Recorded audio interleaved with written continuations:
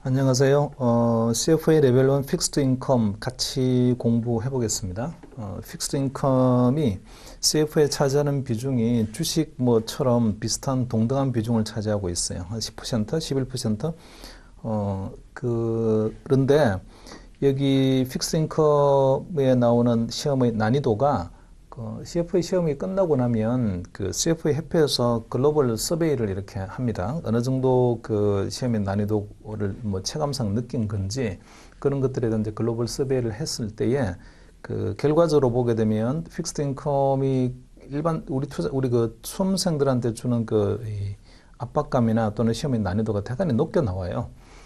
제일 높게 나오는 게 이제 그 재무제표 분석하는 어카운팅, 파이낸셜 스테이트먼트 애널리시스 쪽이 분량도 많기도 하고, 그 다음에 그 어카운팅을 공부하지 않은 분들한테는 뭐 생소한 컨셉이 될 수도 있고, 이렇게 해서 일단은 뭐 그게 제일 어려워요. 이렇게 나오고, 그 다음 두 번째 해당되는 게 대부분 픽스드 인컴입니다.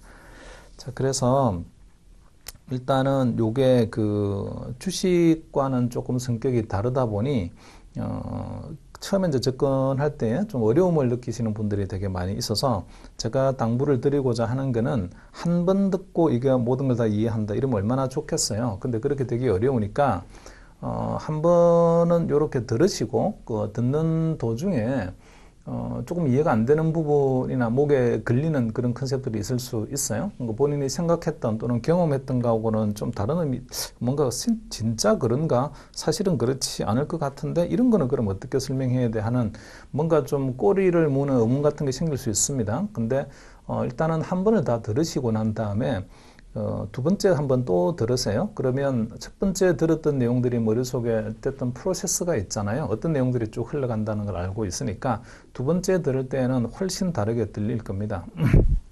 그리고 이해도도 훨씬 더 많이 높아지게 될 거고요. 그래서 저는 이게 그 시험 목적으로 우리가 공부하는 거다 보니까 이 시험 목적으로 공부하시는 분들이 빨리 시험에 합격하려고 하게 되면 머리에 의문이 많은 것도 되게 좋아요. 의문을 되게 많이 가지고서 뭔가 이건 왜 그러지? 이건 왜 그러지? 이건 무슨 뜻일까? 되게 좋은데 그렇게 너무 디테일한 마이크로한 그런 내용에 자꾸 매몰되다 보게 되면 시험에 합격하기가 어려워집니다. 그러니까 시험이요, 그 99% 근접하는 진실에 해당되는 것을 답을 고르세요. 이렇게 하지 100% 완벽한 진리를 고르세요. 이러지는 않는다고요. 물론 뭐 그게 해당되는 이제 내용들이 있을 수 있는데, 뭐 1% 해당되는 내용도 있을 수 있는데 굉장히 예외적인 이야기들이고 그런 예외적인 게 99% 보편적인 걸 다 덮을 수는 없잖아요. 그런데 진도가 안 나가거나 공부가 안 되거나 뭐 이런 분들은 1% 또는 0.1% 해당되는 되게 작은 디테일을 가지고 전체 99.9%를 다 부정을 해버리거나 다 뭔가 이상하다고 생각해버리거나 이렇게 하게 되면 그러면 공부할 필요가 없는 거죠. 시험을 칠 필요가 없는 거예요.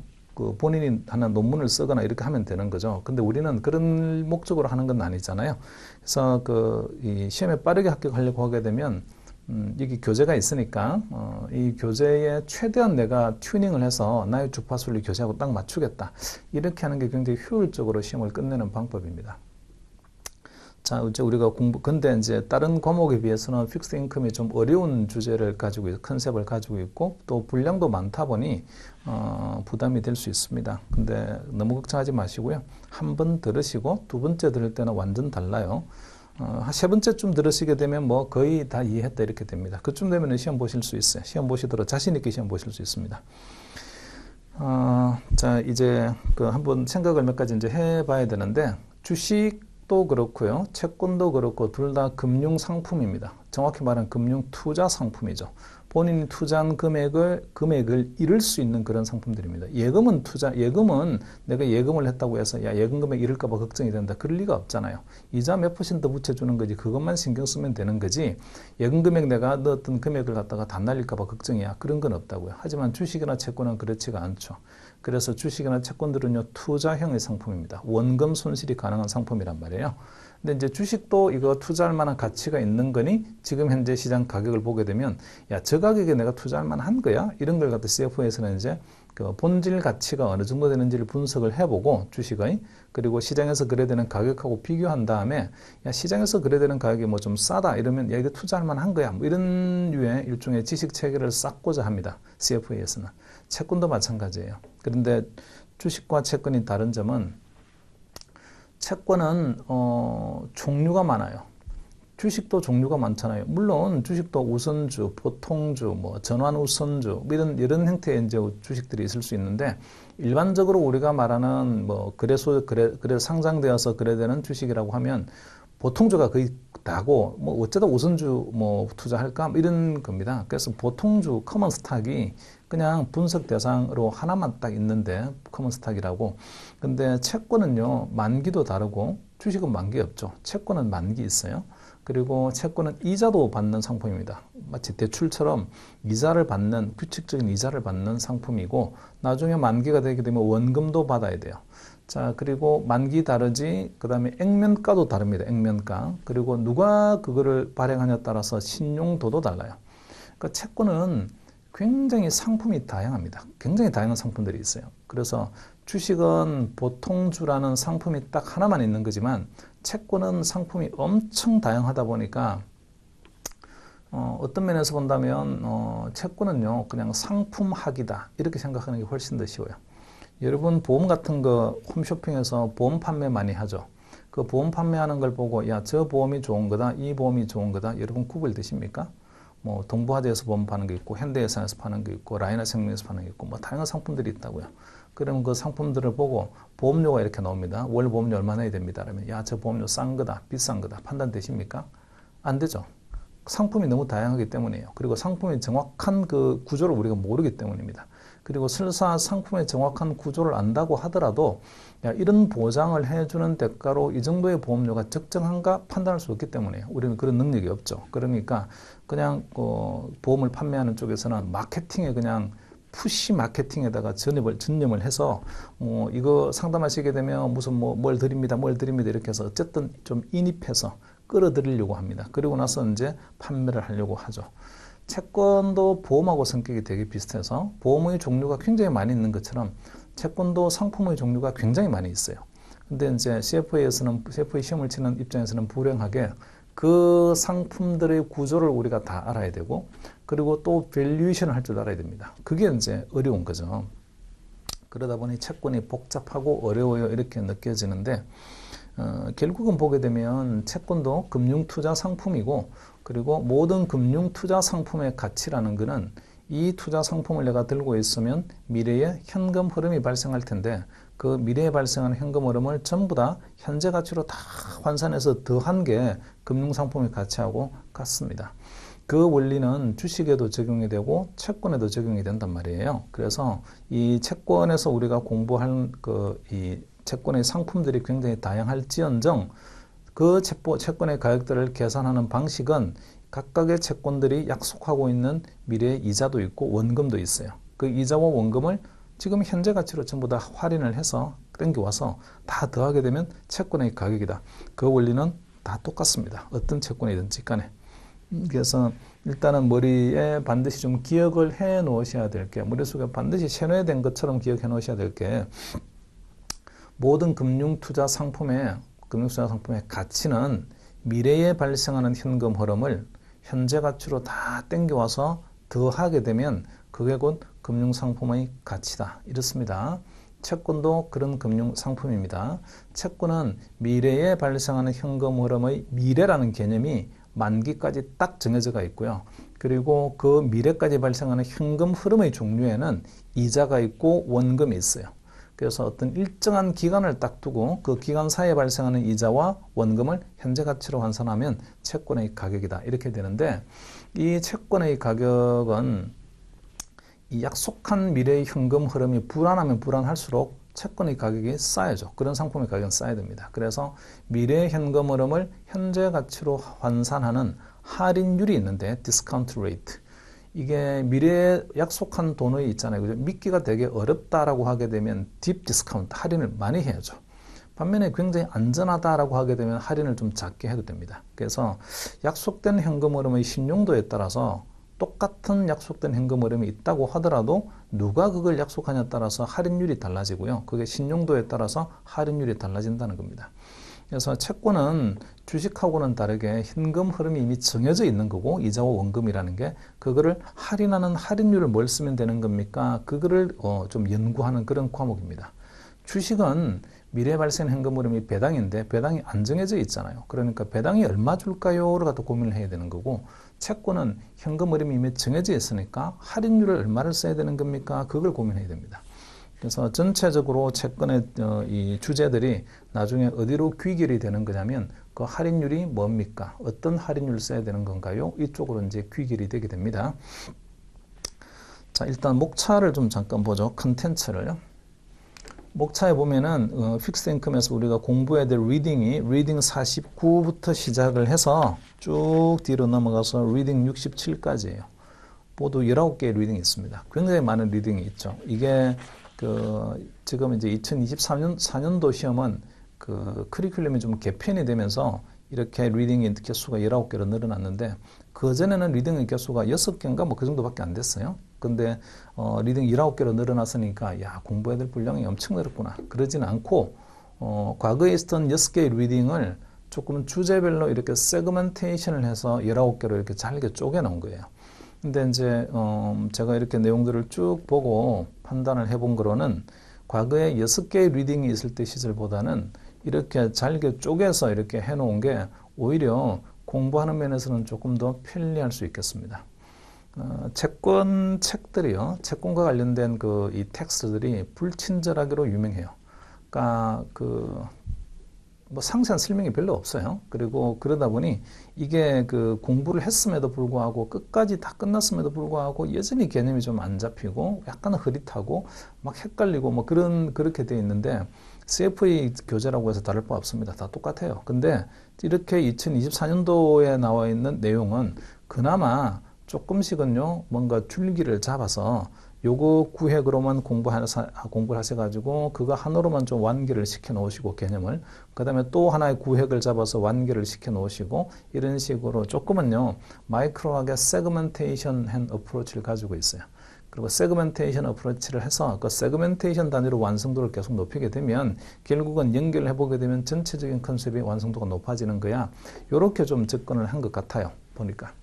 과거에는 그러지가 않았고 굉장히 넓게 덩어리가 져 있다 보니까 넓게 되어 있는 거에서 공부를 하면서 있잖아요. 이거는 이렇게 나누고 이렇게 나누고 이렇게 나누고 이렇게 되어 있었는데, 그렇게 본인이 이제 직접 해야 되는 거였는데 이번에는 좀 친절하게 바꾸었습니다.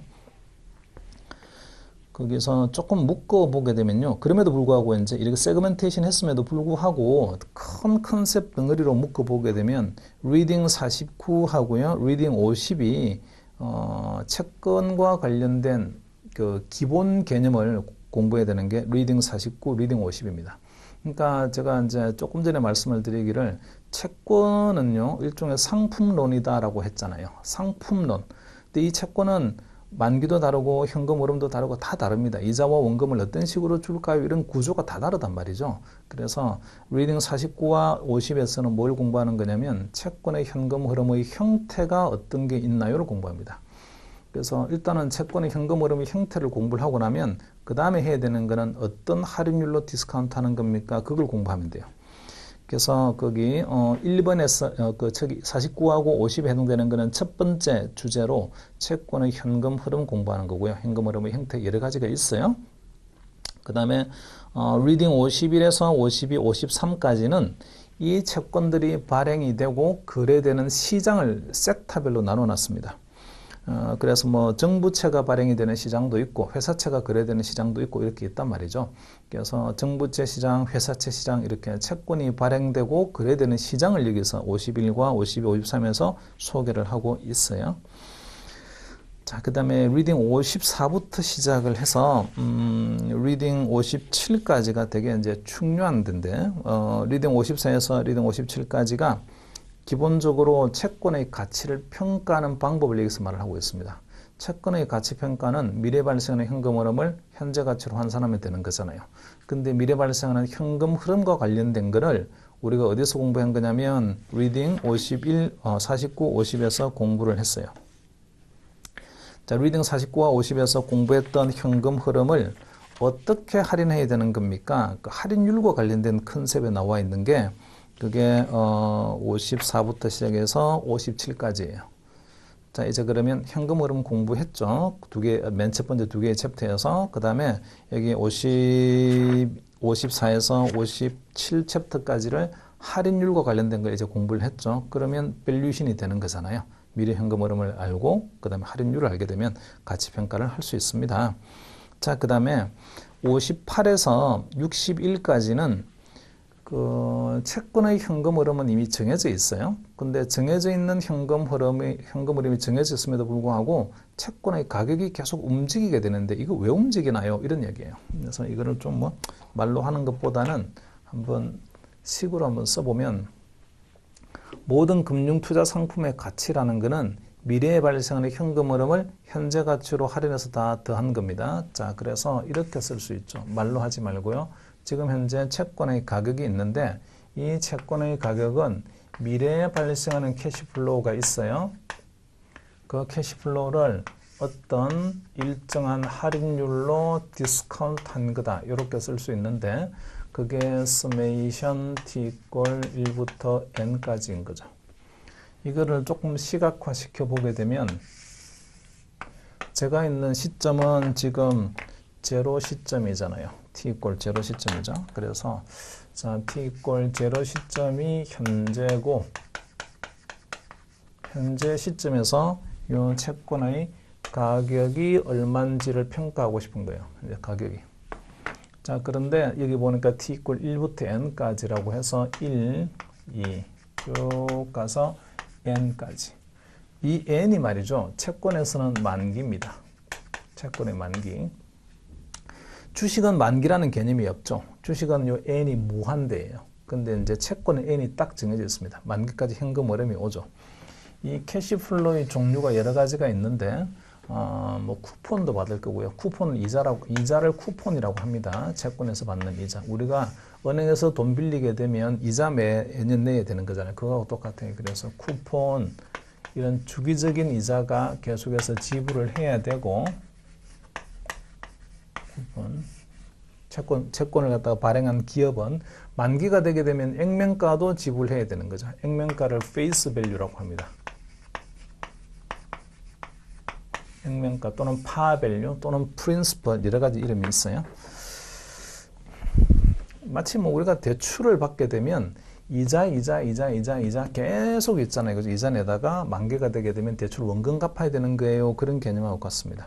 근데 지금은 우리는 어느 시점에 있는 거냐면 t = 제로 시점에 있잖아요.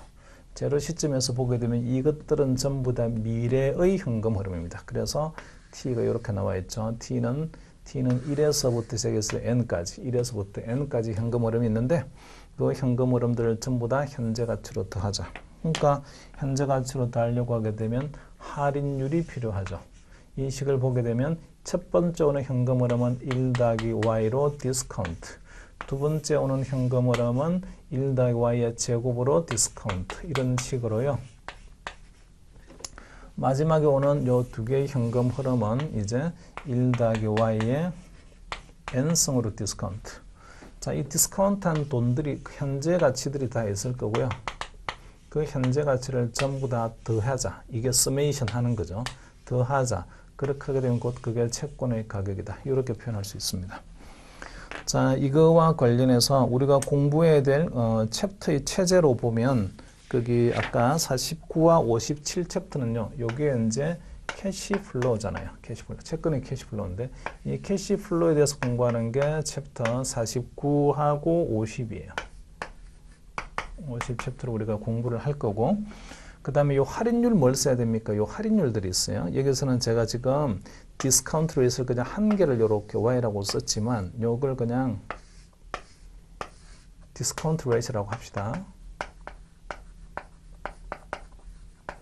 이 디스카운트 레이트 종류가 여러 개 있어요. 나중에 이제 공부하시겠지만 이 디스카운트 레이트와 관련해서 공부하는 게 챕터로 보면은 54 챕터에서 시작을 해서 57 챕터까지죠. 57 챕터까지.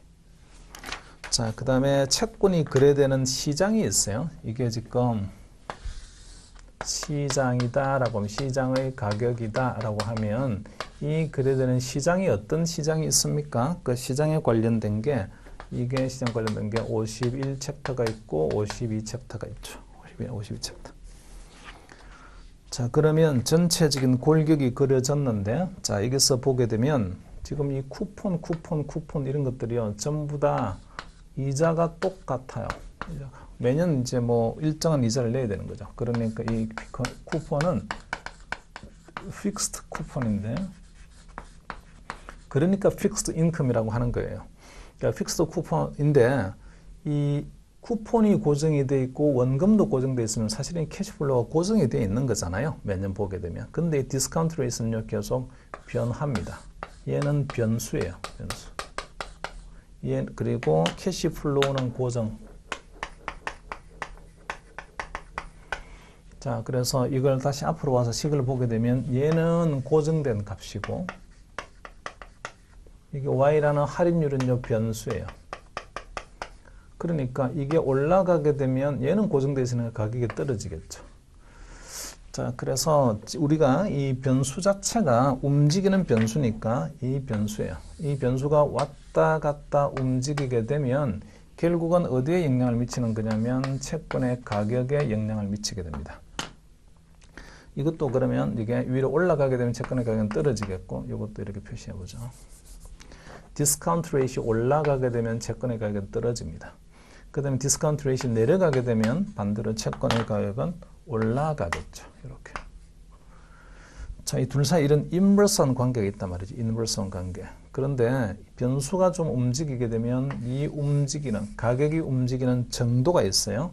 얼마나 예민하냐 이거죠. 얼마나 예민하냐. 여기에 민감도가 있습니다. 민감도. 얘가 한 조금만 움직이게 되면 조금 움직이면 얘는 얼마만큼 왔다 갔다 하는 민감도. 그게 되게 중요한데 요 민감도를 공부하는 게 duration, convexity 이런 거 공부할 거예요. 자, 그게 거기에 해당되는 게 58에서 61입니다. 58에서 61 챕터. 이 제가 빨간색으로 표시한 요 58에서 61 챕터가 시험에서는 엄청 중요한 챕터고요. 그리고 레벨 2, 레벨 3 가는 동안에도 되게 중요한 역할을 하게 됩니다. 나중에 이건 아주 이제 강조를 하면서 공부를 해야 돼요. 그러니까 우리 이제 그 공부해야 될 체제가 이런 식으로 돼 있어요. 그 다음에 요 캐시플로우가 지금 캐시플로우 고정되어 있는데 이 고정되어 있는 게 믿을 수 있나? 신뢰도의 문제가 있죠. 신뢰도. 이거 뭐 약속은 했는데 믿을 수 있는 거니라 신뢰도의 문제 있어요. 이 신뢰도와 관련해서 우리가 공부해야 되는 게 크레딧 애널리시스, 신용 위험 분석해야 됩니다. 이 약속된 현금 흐름을 제대로 줄까? 이 신뢰도를 분석하는 게 그게 리딩 62, 63, 64예요. 62에서 64. 자, 여기 이제 우리가 공부해야 될 전체 체제입니다. 그 픽스드 인컴에서. 그리고 리딩 65, 66, 67은 그럼 뭡니까? 이거는 채권 중에서도 조금 독특한 채권이에요. ABS, MBS 이런 류의 채권들이 있는데 사실 이 채권은 말이죠. 누가 발행하는 거냐면 회사가 발행을 하는 거잖아요. 회사가 자금 조달의 목적으로 채권을 발행을 합니다. 자, 그런데 그러니까 이제 이 채권을 들고 있는 투자자 입장에서는 이 채권을 발행한 회사가 장사를 잘해서 돈을 많이 벌게 되면 이자 원금 받는데 아무 문제가 없겠고 이 채권을 발행한 회사가 쫄딱 망하게 되면 내 채권도 돈 못 받는 거야 이렇게 돼버릴 텐데 그 65에서 66, 67에 해당되는 거는 ABS나 MBS와 같은 유의 채권을 가지고 있으면 이 채권을 들고 있는 사람한테 오는 이자나 원금이란 현금 흐름이 어디로부터 오는 거냐면 이 ABS, MBS를 발행한 발행회사로부터 오는 게 아니고요. 뭔가 현금 흐름의 원천의 빨대가 다른 데 꽂혀 있는 거예요. 요 회사, 이 발행한 회사에서 나오는 영업 현금 흐름에다가 빨대를 딱 꽂고 이자 원금 가져오는 거다. 그게 아니고 발행한 회사는 어차피 있는 거지만 그 발행한 회사하고는 상관없이 내가 들고 있는 요 채권의 이자 원금은 어디로부터 받는 거냐면 뭔가 다른 빨대 꽂은 데에서 돈이 들어오게 되어 있는 게 ABS, MBS입니다. 그러니까 좀 성격이 독특하죠. 자, 어디에 빨대를 꽂느냐에 따라서 뭐 근데 대출에 빨대를 꽂을 수도 있고요. 또는 채권, 다른 일종의 채권 묶음에다가 빨대를 꽂고 그 채권 묶음에서 나오는 이자 원금을 가져간다. 이럴 수도 있고 여러 가지 형태가 이제 가능해지는데 이 65에서 66, 67은 조금 독특한 구조의 현금 흐름을 가지고 있는 그런 채권, 일반적인 채권하고는 성격이 좀 다른 채권들입니다. 자, 이런 걸 이제 65에서 66, 67까지는 사실은 요 프레임에다가 좀 적용하기가 어려워요. 캐시플로우가 상당히 좀 독특한 캐시플로우를 가지고 있는 거거든요. 그래서 65, 66, 67은 ABS라는 묶음으로 우리가 따로 있잖아요. 좀 분리해서 공부를 하게 될 거예요. 자, 그러면 전체적으로 보면은 그 공부해야 될 주제의 덩어리가 6개가 있는 거죠. 리딩 49, 52 한 덩어리. 그 다음에 캐시플로우 관련된 52, 52, 53은요. 마켓에 관련된 이야기. 거래되는 시장. 그 다음에 54에서 그 다음에 57까지는 할인율과 관련된 이야기. 그 다음에 58에서 61까지는 그 할인율이라는 게 시장에서 자꾸 바뀌어요. 바뀌다 보니까 그 할인율이 움직이게 되면 채권에 거의 어떤 영향을 주는 겁니까? 그 민감도를 공부하는 게 네 번째 주제죠. 58에서 61까지. 그 다음에 다섯 번째 주제가 약속된 현금흐름 믿을 수 있는 겁니까? 라고 분석하는 게 62에서 64까지고, 그 다음에 현금흐름의 구조가 아주 독특한 게 있어요. 그게 ABS인데, 그게 따로 떼어서 65에서 67까지를 공부하겠습니다. 묶어서요. 자, 그러면, 구조가 이렇게 되는 거구나. 머리에 좀 집어넣어 놓으시고, 이제 그 페이지를 넘겨서 페이지 1페이지를 한번 보세요. 복차에 대한 이야기를 정리를 했고요. 공부해야 될 주제에 대한 거 좀 프레임워크로 그려보게 되면 이런 구조이다라는 거 좀 기억을 하시고. 자, 페이지 1페이지 봅시다. Fixed Income Instrument Features. Fixed Income Instrument라고 하는 인스트루먼트는 우리 금융상품은요, 영어로 Financial Product라고 하질 않고 금융상품은 Financial Instrument라고 합니다. Instrument. 그러니까 기업이 말이죠. 기업이 자금을 조달하는 것을 영어로 finance라고 하잖아요. finance가 재무라는 명사도 있지만 동사로 쓰게 되면 자금을 조달하다는 뜻이죠. 자, 그래서 어떤 기업이 하나가 있고요. 그 기업이 여기 이게 이제 밸런스 시트인데, 밸런스 시트에 오른쪽에 보게 되면 이게 두 개가 자금을 조달하는 조달 원천입니다. 이것은 이제 오른쪽에서 debt financing 할 수도 있고요. debt financing 하는 거는 부채로 자금을 조달하는 거죠. 그 다음에 equity financing 할 수도 있어요. equity financing은 자기 자본, 주식을 발행해서 자금을 조달하는 겁니다.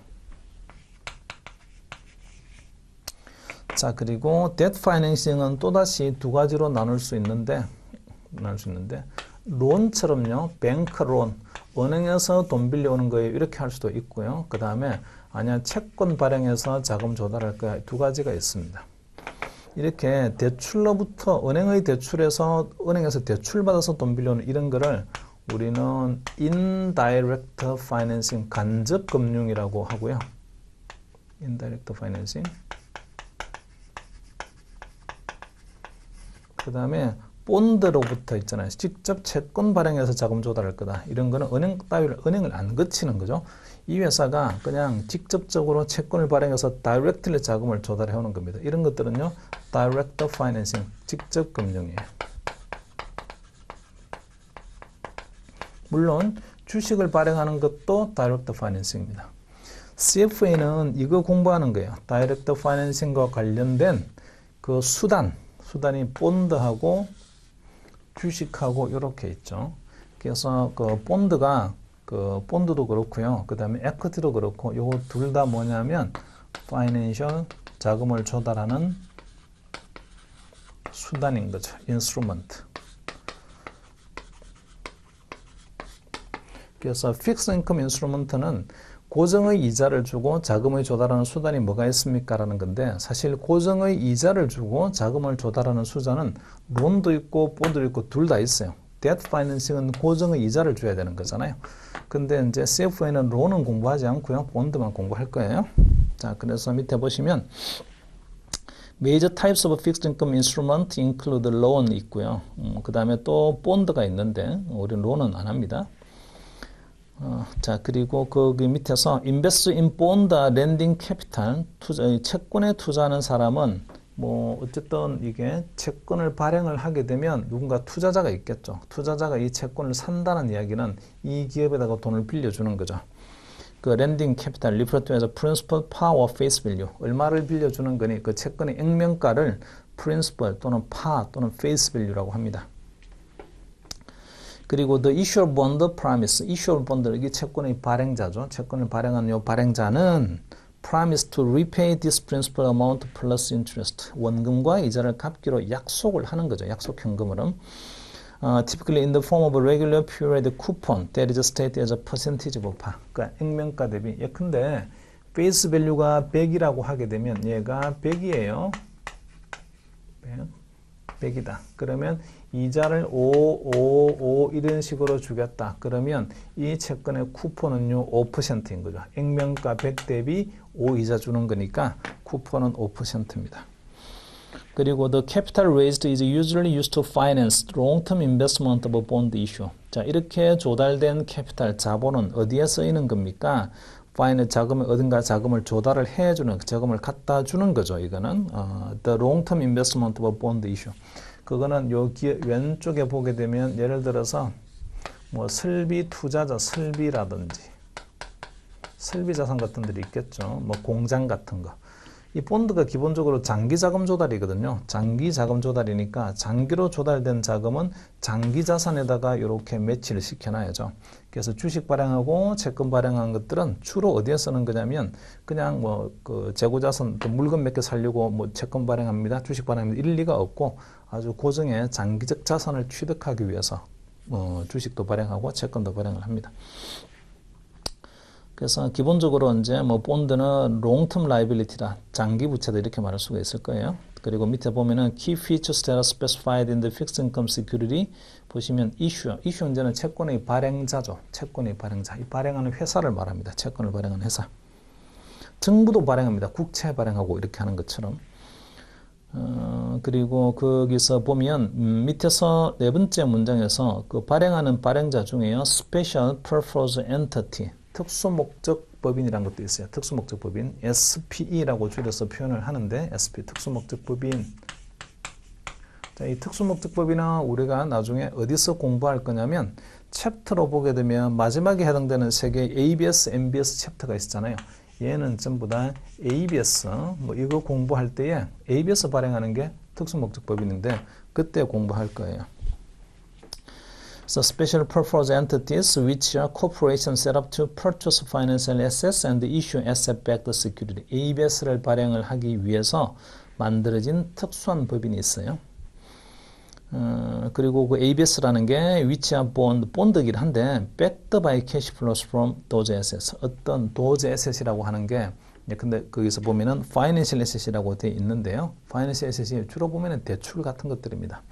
대출로부터 나오는 현금 흐름을 가져가는 유가증권 그런 것들이 이제 뭐 ABS의 아주 대표적인 형태입니다. 나중에 구체적인 거는 그 해당되는 마지막 챕터에 가서 우리가 디테일하게 공부하시겠습니다. 이 페이지에 보시면은요, 머추리리 채권은 전부 다 머추리리 만기가 있어요. 여기 N이라는 채권이 만기 있습니다. 만기. 그리고 거기 두 번째 문장을 보시면 the time remaining until maturity referred as a tenor of bond. 이거 잔여 만기라고 하죠. 잔여 만기. 채권을 발행하고 나서 뭐 1년 지나고 2년 지나고 하게 되면 잔여 만기가 점점점 줄어들겠죠. 이제 뭐 3년 있으면 갚아야 돼. 이제 2년 있으면 갚아야 돼. 이런 식으로 그 채권의 잔여 만기를 테너라고 합니다. Bond with original maturities of 1 year or less are referred to as money market security. 이렇게 시간을 이 자금을 조달하는 이 회사 입장에서는 이 회사 입장에서는 자금을 조달하는 건데 본드를 발행을 한 거예요. 본드의 만기가 근데 1년보다 낮게 되면 그런 걸 우리는 머니 마켓 시큐리티라고 합니다. 1년 미만의 이런 만기를 가지고 있는 유가증권 발행했어요 라고 하게 되면 그런 거는 머니 마켓 시큐리티라고 하고 반면에 1년을 이제 넘어서는 1년 이상의 그런 만기를 가지고 있는 본드를 발행했어요 하면은 그런 본드들은 캐피털 마켓 시큐리티라고 합니다. 그래서 머니 마켓과 캐피털 마켓의 구분은 만기를 가지고 구분해요. 이 만기. 만기가 어떻게 되는 거니? 만기가 없는 채권도 있습니다. 만기 없는 채권은 영부채라고 하고요. perpetual bond라고 합니다. principal은 채권의 발행 액면가입니다. 채권의 발행 액면가는 굉장히 다양해요. 그 1000불짜리도 있고 10만 불짜리도 있고 100만 불짜리도 있고 굉장히 다양한 채권의 액면가들이 있습니다. 자, 그리고 그 밑에 쿠폰 레이트 앤 프리퀀시. 자, 쿠폰 레이트는 1년에 이자를 얼마를 주는 겁니까를 퍼센트로 표시한 건데, 퍼센트라는 거는 어떤 기본이 되는 금액이 하나 있고 그 금액의 몇 퍼센트 이렇게 말을 해야 되는 거잖아요. 그러면 이자를 계산하기 위한 기본에 해당되는 원금에 해당되는 게 있는데 그게 페이스 밸류 액면가예요. 액면가 대비 몇 퍼센트 이자 줍니까? 그게 이제 쿠폰 레이트죠. 그래서 쿠폰 레이트 on a bond is an annual percentage of its par value that will be paid to bondholders. 채권 들고 있는 사람들한테 이만큼의 이자 주는 겁니다. 근데 이만큼 이자를 주는 게 액면가 대비 몇 퍼센트를 주는 겁니다. 그게 쿠폰 레이트입니다. 근데 그게 이제 주는 게 annual percentage예요. 1년에 이자를 얼마 줍니다. 그런 뜻이라고요. 자, 그래서 이것도 잘 처음에 공부하시면서 되게 보면은 실수하거나 또 헷갈리는 경우가, 예를 들어서요. 페이스 밸류가 어떤 채권이 있는데 채권의 페이스 밸류가 $1000예요. $1000. 자, 그리고 쿠폰이 있잖아요. 4%다. 이렇게 표시되어 있으면 쿠폰 4%. 제로. 그 다음에 여기는 t 이꼴 1년이에요. 1년. 자, 이걸 한번 보자고요.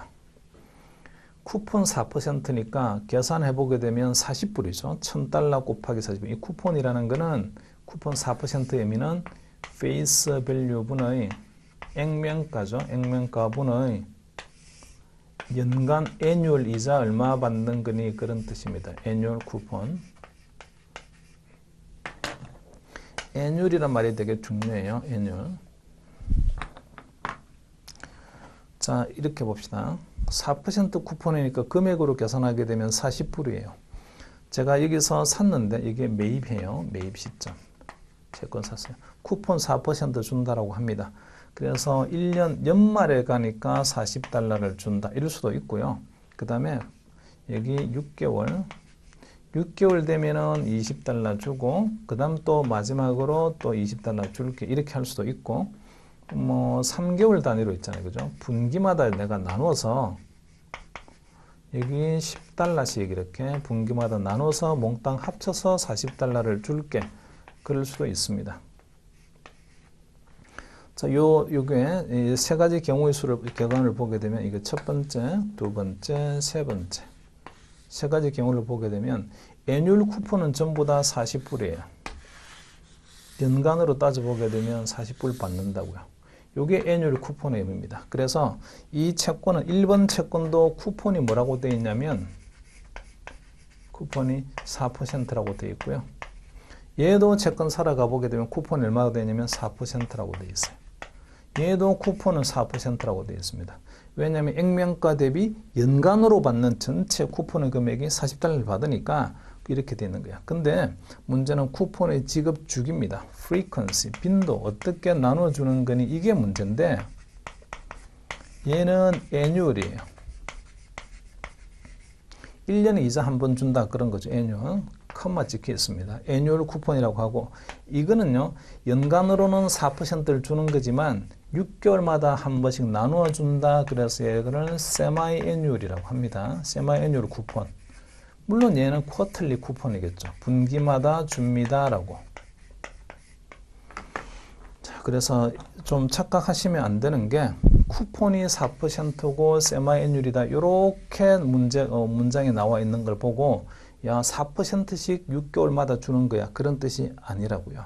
앞에 나와 있는 4%는 연간 4%인데 6개월마다 나눠준다 그런 뜻이니까 6개월마다 받는 거는 액면가 기준으로 본다면요. 이렇게 2% 받는 거죠. 2%. 이거는 쿼틀리로는 그러면 액면가 대비 얼마 받습니까? 쿼틀리는 액면가 대비 $10씩 받는 거니까 쿼틀리는 1% 받는 거죠.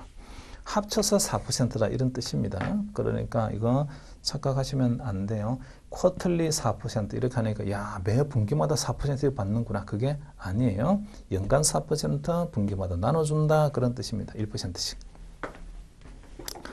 자, 거기에 대한 설명이 그래서 거기 세 번째 점에 쿠폰 레이트 앤 프리퀀시에서 보면 Some bonds make coupon interest payment annually while others make a semi-annual, quarterly or monthly payment 이렇게 지급하는 주기가 막 다릅니다.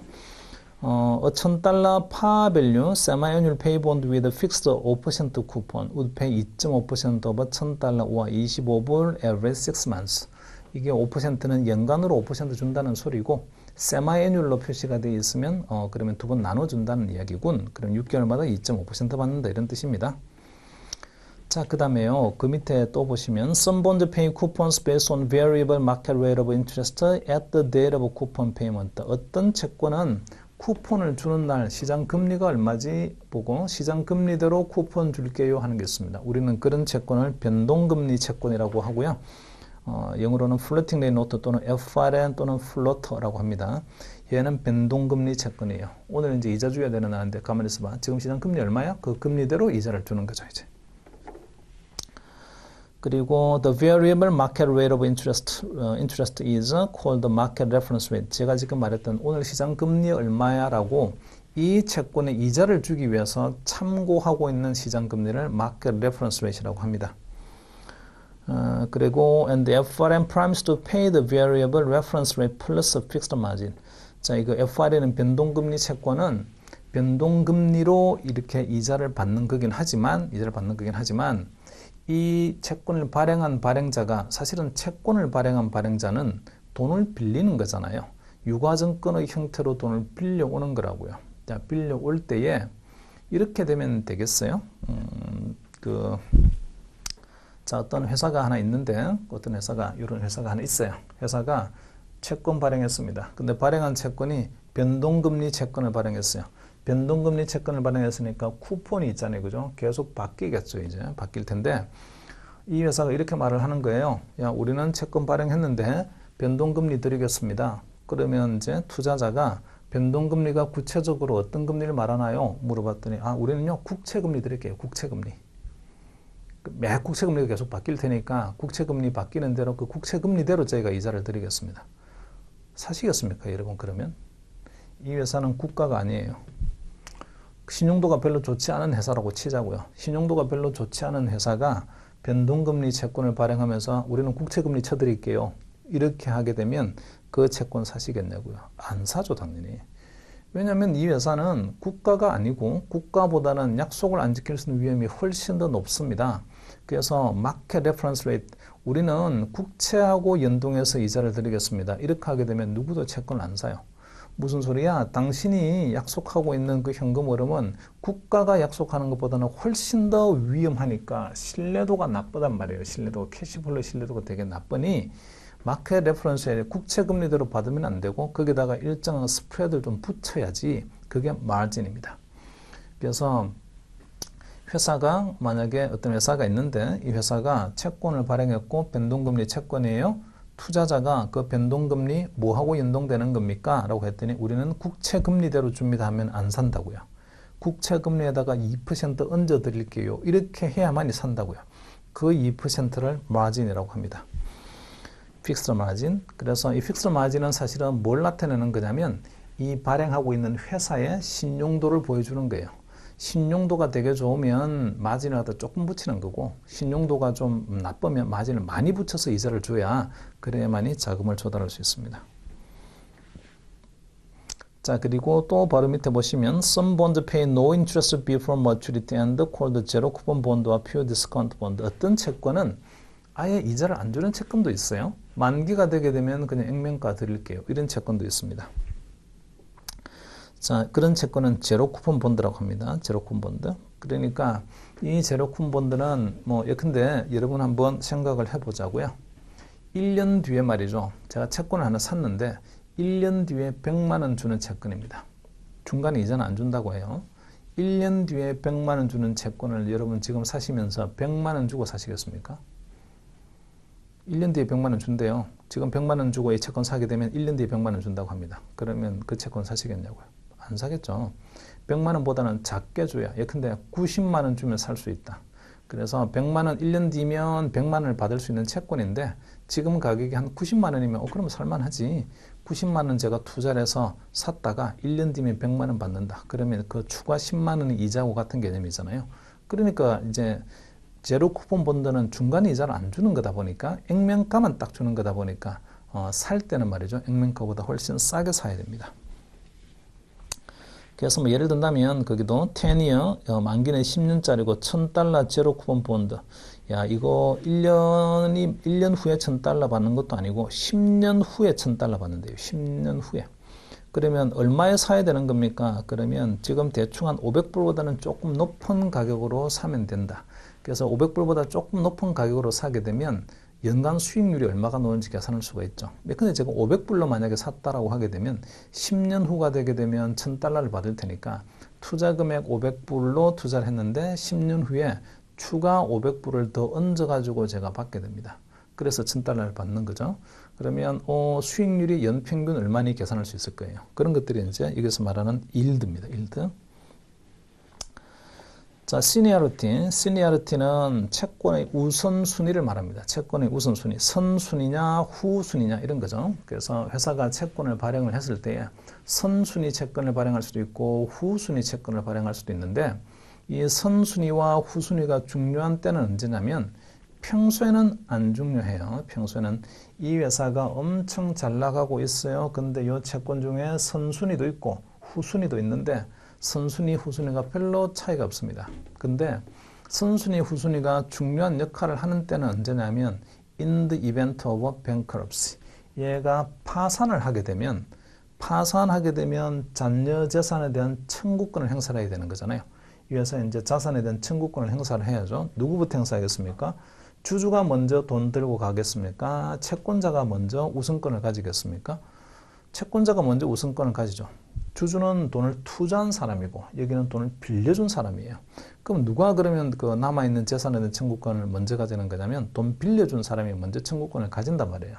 그러니까 이제 채권자가 먼저 잔여 재산에 대한 청구권을 가지는데 채권자도 보니까 선순위자가 있고 후순위자가 있어요. 그러면 누가 먼저 거기서 또 우선권을 가지냐면 선순위자가 우선권을 가지는 거죠. 그래서 시니어리티 보시게 되면 in the event of bankruptcy or liquidation of an issue. 이 이슈가 이제 채권의 발행자니까 채권의 발행된 회사가 파산을 하거나 청산할 때에 그때에 이 우선순위가 중요해지게 됩니다.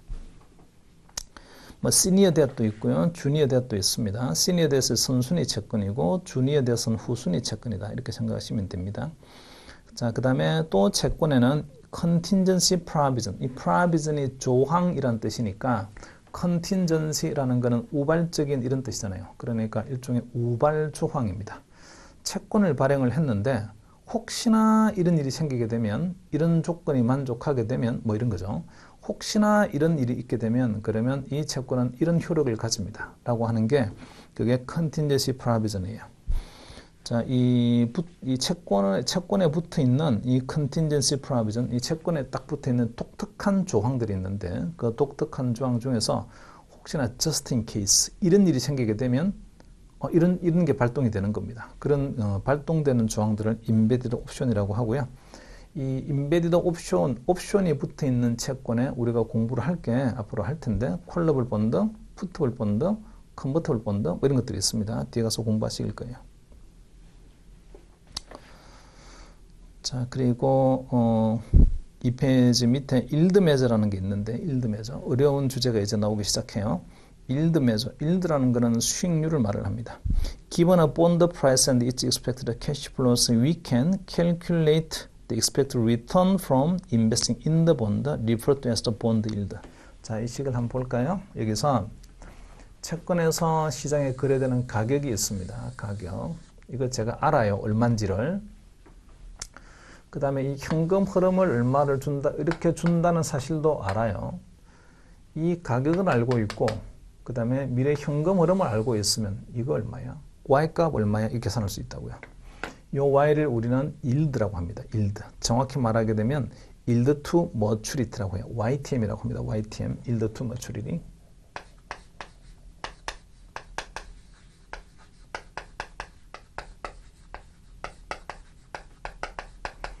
자, 그래서 거기 방금 문장 읽은 거였어요. Given upon the price and its expected cash flow 그 줄을 그으시고 줄 그으세요.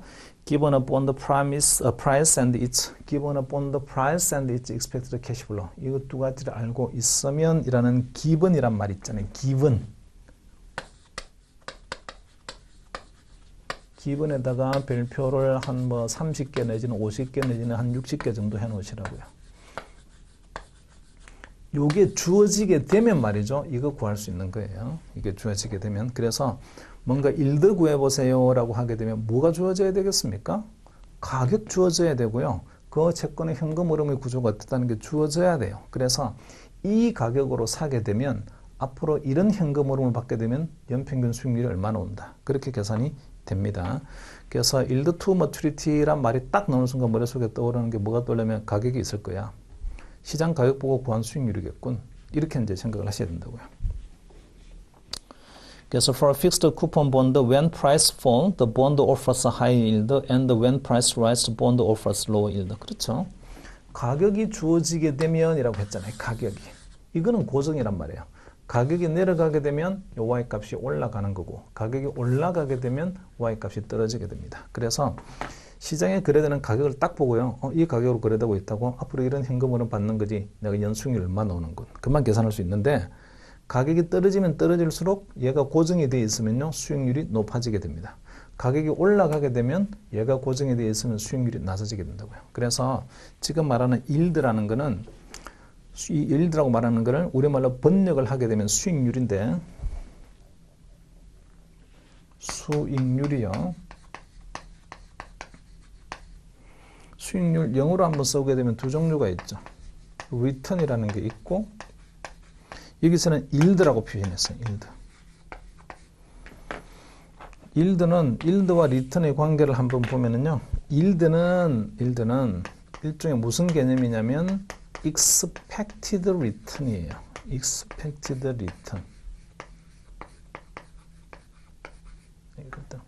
그 다음에 만약에 yield 다음에 yield to maturity 이렇게 돼 있으면 이걸 줄여서 YTM이라고 하는데 만기까지 그대로 보유한다면 예상되는 수익률이 얼마입니까? 그게 YTM이에요. 그러니까 예상되는 수익률입니다. 예상되는 수익률.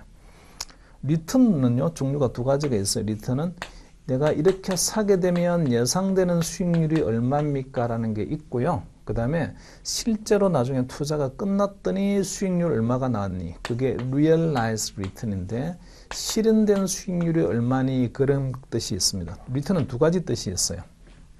그래서 우리가 잘못해서 수익률을 하게 되면 야 실현된 수익률 이거 수익률이 얼마니? 얼마 났니? 이렇게 생각하시게 되면 지금 우리가 yield measure라고 말할 때 이 수익률의 개념하고는 안 맞는 거예요. yield measure라고 말할 때 수익률은요 예상 수익률을 말합니다. 예상 수익률. 근데 이 예상 수익률을 구하려고 하게 되면요, yield를 구하려고 하게 되면 채권에서 뭘 알아야 된다고요? 시장 가격을 알아야 된다니까요. 이 가격으로 사는 순간 수익률이 얼마냐? 금방 계산할 수 있습니다. 왜냐하면 현금 흐름 우리가 알고 있으니까. 자, 그래서 as such, price and yield are inversely related. 이 가격하고요. 그 다음에 이거하고는요 서로 반대 관계죠. 사실 식을 보게 되면 이게 분수 함수잖아요. 분수 함수. 얘는 상수, 얘는 변수예요. 그러니까 x분의 1과 같은 어떤 그런 분수 함수의 모형이니까 밑에 있는 변수가 올라가게 되면 결과값이 떨어져야 되는 거죠. 여기의 관계를 가지고 있습니다. 자, 나중에 이건 좀 더 디테일하게 공부하시게 될 텐데 그게 3페이지 위에 프로페스 노트에 보시게 되면 The inverse price yield relationship for fixed coupon bond is a crucial concept. 굉장히 중요한 컨셉이다. 이거는 가격과 YTM은 서로 역의 관계에 있다. 이거 되게 중요해요. 뒤에서는 좀 디테일하게 이제 보시겠습니다. 자, 그래서 거기 보면은 그 프로페스 노트의 그 마지막 hence라고 된 마지막 문장 보시면 increasing bond yield imply decreasing bond price. 야, 이 채권 수익률이 되게 높아졌어. 이게 높아졌어라는 말은 달리 말하게 되면 가격이 되게 낮아졌다는 뜻입니다.